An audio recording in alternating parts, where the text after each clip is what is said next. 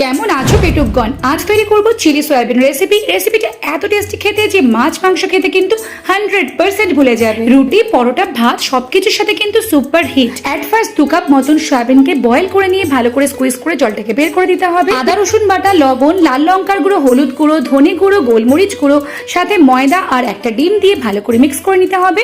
গরম তেলের মধ্যে এক এক করে সয়াবিনগুলোকে দিয়ে ভালো করে একটু লালচে করে ফ্রাই করে নিতে হবে। ফ্রাই হয়ে গেলে তুলে নিতে হবে। কড়াইয়ে তেলটা কমিয়ে নিয়ে তার মধ্যে আদা রসুন কুচি দিয়ে তার সাথে কিছু ভেজিটেবলস অ্যাড করব, গাজর, বিনস আর পেঁয়াজ।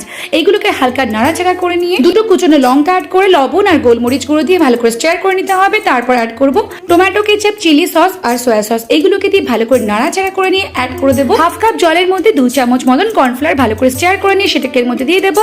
তারপর আবার এর মধ্যে অ্যাড করে দেবো 1.5 কাপ মতন জল। তারপর একটু নাড়াচাড়া করে ভেজে রাখা সয়াবিনগুলোকে দিয়ে একটু নাড়াচাড়া করে নেব। সামান্য পরিমাণে হলুদ গুঁড়ো আর রেড চিলি পাউডার দিয়ে একটু মিক্স করে নেব।